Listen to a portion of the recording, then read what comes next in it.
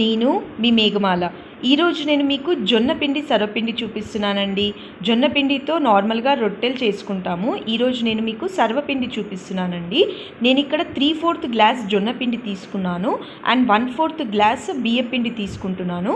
బియ్యపిండి అనేది క్రిస్పీనెస్ కోసం యాడ్ చేస్తున్నాను. మీకు ఇష్టం లేకపోతే మొత్తం జొన్న పిండితో కూడా చేసుకోవచ్చండి. అండ్ సన్నగా కట్ చేసుకున్న ఆనియన్స్, సన్నగా కట్ చేసుకున్న స్ప్రింగ్ ఆనియన్స్, తురిమిన క్యారెట్, ఇవన్నీ ఎక్కువ క్వాంటిటీలో తీసుకోవాలి.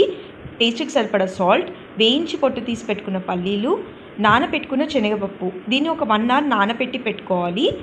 ఆయిల్, నువ్వులు, జీలకర్ర, రుచికి సరిపడా కారం, ఇవన్నీ కావలసిన పదార్థాలు.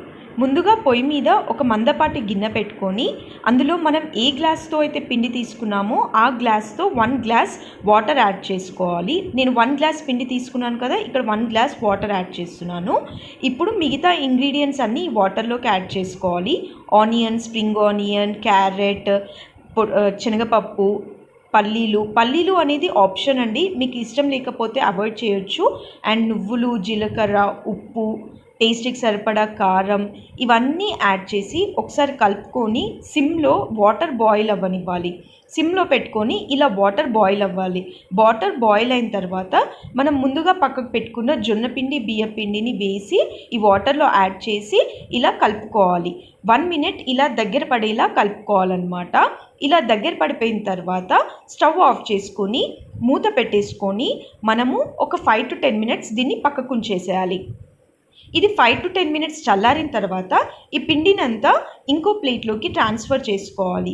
ఇలా తీసి పెట్టుకున్న పిండిని చేతిలో కొద్దిగా ఆయిల్ యాడ్ చేసుకుంటూ, అంటే వేడిగా ఉంటుంది, వేడిగా ఉన్నప్పుడే దీన్ని ఒత్తుకోండి. ఇలా పిండిలా చేసుకోవాలి, అంటే డోలా చేసుకోవాలి. చపాతీ డో ఎలా ఉంటుంది అలా చేసుకోవాలన్నమాట. వేడిగా ఉన్నప్పుడే మీకు చేతికి వేడి తాకకుండా ఆయిల్ అప్లై చేసుకుంటూ ఇలా చేసుకోండి. ఇప్పుడు ఒక కడాయి తీసుకొని, నేను చిన్న సైజు కడాయి తీసుకుంటున్నాను. మీ దగ్గర ఏదున్నా పర్లేదు, అల్యూమినియం కానీ ఐరన్ కానీ తీసుకోండి. స్టీల్లో అయితే చేయకండి, రాదు, మీకు అడగంటిపోతుంది.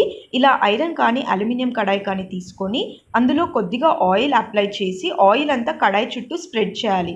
స్ప్రెడ్ చేసిన తర్వాత మనం బాల్ సైజ్ పిండిని తీసుకొని, పెద్ద బాల్ సైజ్ పిండిని తీసుకొని ఇలా కడాయిలో పెట్టుకొని వేళ్ళతో ఇలా కడాయి చుట్టూ స్ప్రెడ్ చేసుకోవాలి. కడాయి మొత్తం ఇలా పిండినంతా స్ప్రెడ్ చేసుకోవాలి. మీకు సన్నగా ఇష్టమైతే సన్నగా ఒత్తుకోండి, లేదా లావుగా ఇష్టమైతే లావుగా ఒత్తుకోండి, అది మీ ఇష్టం అన్నమాట. ఇలా ఒత్తుకున్న తర్వాత మధ్యలో హోల్స్ ఇలా యాడ్ చేసుకోవాలి. ఇలా హోల్స్ పెట్టుకోవడం వల్ల మనకి క్రిస్పీనెస్ యాడ్ అవుతుంది అండ్ మంచిగా కాలుతుంది. సర్వపిండి అనేది మంచిగా కాలుతుంది అన్నమాట. ఇలా చేసుకున్న తర్వాత ఈ హోల్స్లలో చుట్టూ మనం ఆయిల్ అప్లై చేసుకోవాలి. మళ్ళీ దీనికి కొద్దిగా ఆయిల్ పడుతుంది, పర్వాలేదండి, టేస్ట్ మాత్రం చాలా బాగుంటుంది. అప్పుడప్పుడు ఆయిల్ కూడా తినాలి. ఇలా చేసుకున్న దాన్ని మూత పెట్టుకొని ఒక 5 minutes సిమ్లో ఉడకనివ్వాలి. ఇలా 5 minutes తర్వాత మీరు మూత తీసి చూస్తే మీకు మధ్యలో హోల్స్లో మీరు అబ్జర్వ్ చేసినట్టయితే రెడ్డిష్ అనేది వచ్చిందనమాట, అంటే మంచిగా కాలిందనమాట. కాకపోతే చుట్టూ కాలదు కాబట్టి మనం ఇలా కడాయిని టర్న్ చేస్తూ కాల్చుకోవాలి.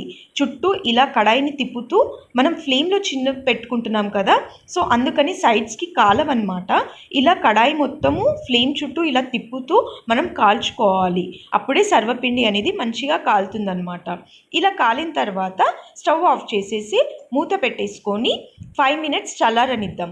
ఇలా చల్లారిన తర్వాత ఒక నైఫ్తో కానీ, ఒక షార్ప్ ఆబ్జెక్ట్ అంటే స్పూన్ కానీ లేకపోతే ఫోక్ కానీ ఏదైనా పర్లేదు, అలా తీసుకొని దీన్ని ఇలా సపరేట్ చేసుకుంటే మనకి సర్వపిండి అనేది వచ్చేస్తుంది అన్నమాట. ఇది పెరుగుతో సర్వ్ చేసుకుంటే చాలా బాగుంటుంది.